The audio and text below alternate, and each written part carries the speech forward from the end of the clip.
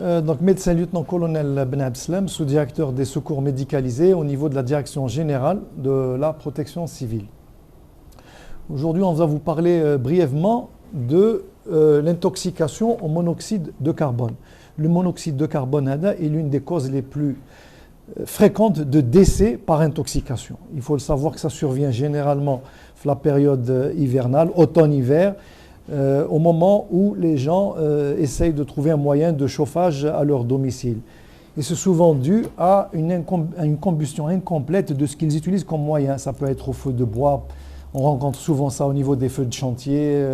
Les employés, quand ils essayent de dormir dans des cabanes de chantier, ils se chauffent au bois, ils ne font pas l'aération. Ou parfois, dans des maisons où ils des moyens de chauffage qui ne sont pas adaptés sans prévoir l'aération.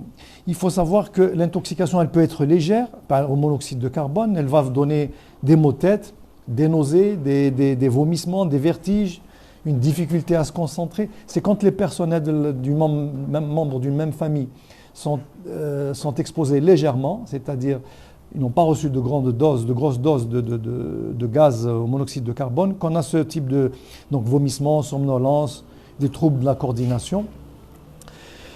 La plupart des intoxications, parce qu'elles sont légères, elles se gèrent, c'est-à-dire il suffit qu'ils sortent à l'air libre, qu'ils respirent de l'air frais et oxygéné, il n'y a pas de séquelles.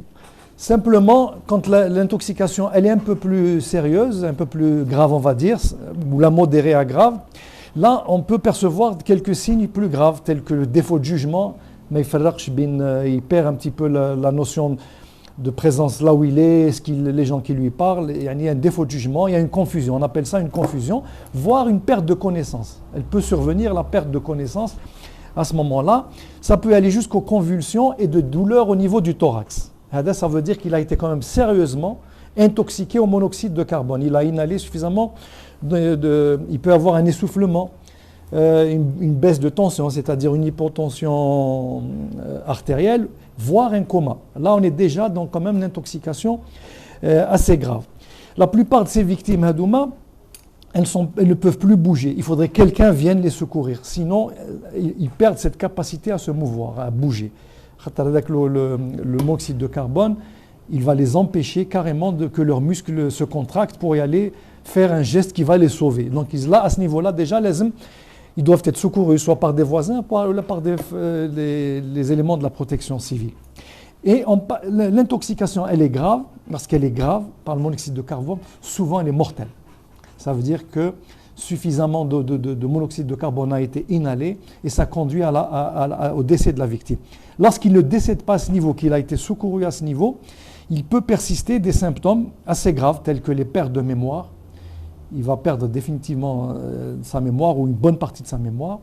Il peut perdre sa capacité à se mouvoir, à bouger, ses capacités de mouvement, dans ce qu'on appelle les troubles moteurs.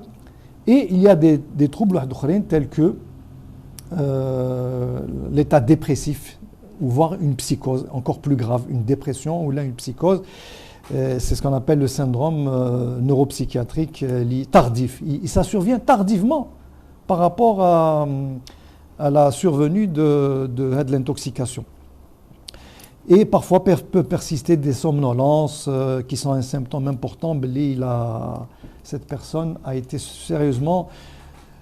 parfois, donc, le traitement, on a recours à l'oxygénothérapie, c'est-à-dire on donne de l'oxygène au masque, voire lorsque l'intoxication est sérieuse, on arrive jusqu'à l'oxygénothérapie hyperbare au niveau d'un caisson hyperbare tel que ceux que détient la protection civile et certaines structures de santé.